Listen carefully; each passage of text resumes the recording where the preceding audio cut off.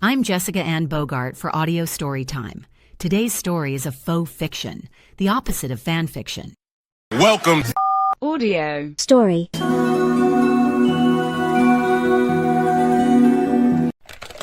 May the Force be clobbered! Part 1. The Rejection. An Anakin Vader Star Wars faux fiction. Narrated by Hugh McTaggart. Anakin Skywalker, aka Darth Vader, had tried getting an Earthling elf to join forces with him. It did not go his way. So he ended up pouting on Tatooine once the elf returned to Earth. Sheev Alderaan, a new emperor, had been caught up in Anakin Vader's schemes, as had everyone else it seemed. After his confrontation with the elf, he realized Vader had mind-napped him. The result was terrifying and appalling. The elf had returned to mission headquarters on Earth in a fury over the whole thing, and she determined to get all things Star Wars out of her life. At mission headquarters, Amay and Cosima exchanged nervous looks when they saw their friend Ocean Elf suddenly looking angry. But Elf's initial anger turned to confusion in a very short time, and she read Sheev's message. Dear Ocean Elf, I don't blame you for being angry with me. You have every right to be. But please hear me out. I'm not going to make any more excuses for Anakin or come to his defense. I know you've heard more than you care to of that already. I do understand your distress at being spirited away to some strange place and how that alone must have made you feel. After our regrettable argument yesterday afternoon, I took a long, hard look at myself, and I did not like what I saw. I heard you yesterday, but was not listening. I'm embarrassed at the way I acted toward you, and ashamed of my part in the little girl's treatment yesterday. I apologize profusely to her, and do to you as well, and promise you all that will never happen again. I also learned that it was actually you who vanquished Sidious this time, not Anakin with just a little of your help, as I previously believed. That makes me even more upset with myself for threatening to banish you from Tatooine, for merely shouting at me and thinking I had the right to dismiss you from your duties, just for uttering a few frightening words out of revulsion and desperation, punishing a raised voice at me with banishment. My gosh, Ocean, what in the world was I thinking? I realized that if Anakin had yelled at me with the same intensity you did at that time, I wouldn't have done anything but gone along in complete submission to him. I was already doing that, and you were rocking the boat, making me feel threatened and personally attacked. I know this is no excuse, but at the time, an attack on Anakin felt like an attack on me. And like a power-tripping idiot, I threatened you with banishment. Oh, Ocean and all of Tatooine, please forgive me. What happened to us lately was this. Anakin kidnapped you, and he mind-napped us. I only realized that long after our argument, and my anger toward you faded into reflecting on my own actions and why I behaved so.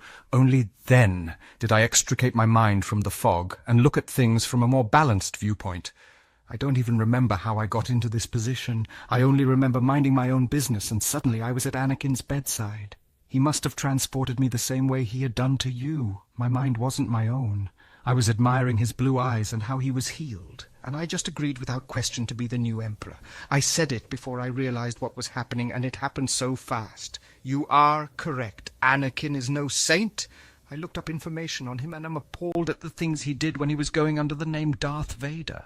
They're too numerous and heinous to be brushed off like petty theft. Yes, there are those about who wish to completely absolve Anakin of any and all such things, but Palpatine chose Anakin as his number 2 man for a reason. He never would have done likewise with someone else who does not have an underlying sadistic nature.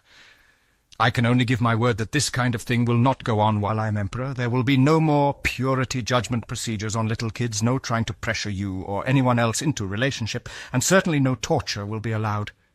Ocean, I want to talk with you, and I mean really talk with you instead of talking at you like I did yesterday. This time I'm ready to listen.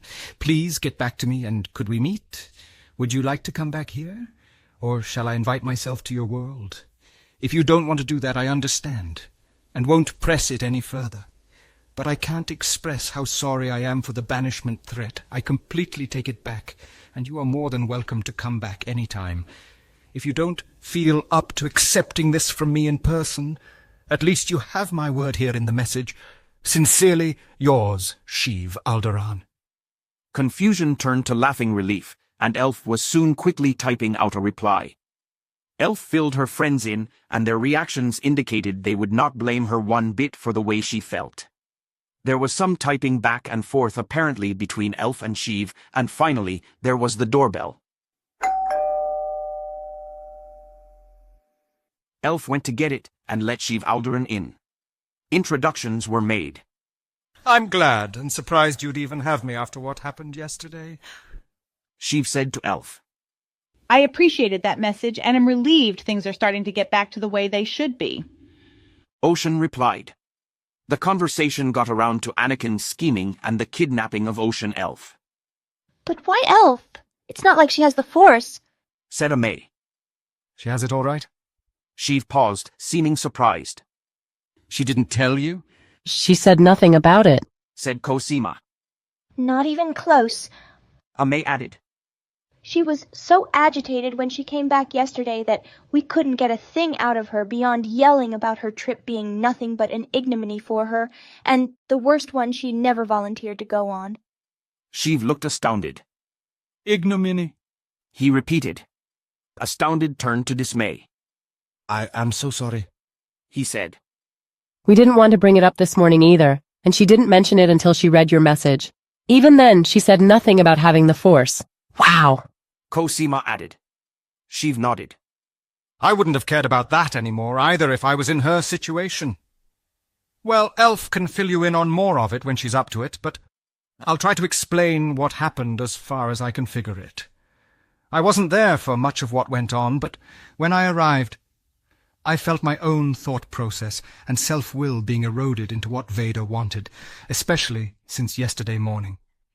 It's not much of an excuse, and you can fight it off or allow yourself to let the other person control you. Is that what he was trying to do? Asked Cosima. Yeah, he wanted more than just liberation from Palpatine and healing, but Elf spurned his advances. This news drew visible recoiling from the others. Oh, he wasn't overt about it, said Sheev. He was enough for me to notice, said Ocean in disgust. He kept making everyone force the whole togetherness crap with him and me. He had us all scheming, trying to get her sorry enough for him to consider a relationship with him. Amay exclaimed. Cosima grimaced. That was her sentiment too, girls. She will not be his friend, let alone future wife. She figured it all out when the little girl arrived, begging to see Vader. The child was brought to show Elf what a pure and fatherly figure Vader was, and that the child needed a father and a mother. Vader was hoping Elf would just slip neatly into the mother role, which would then give him easier access to her. He even had me trying to talk her into it.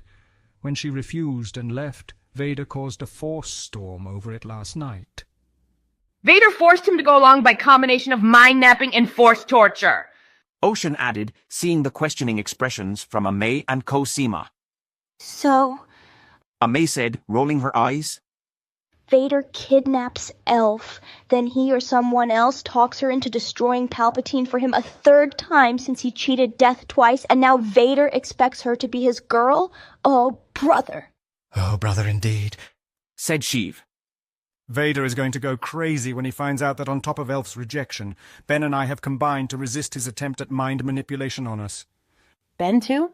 Said Ocean, looking hopeful. Yes, he and I had a long discussion about what's been happening. Even he agrees that Vader is way out of line and using very unethical means of getting people to cooperate with his whims. The elf heaved a sigh of relief.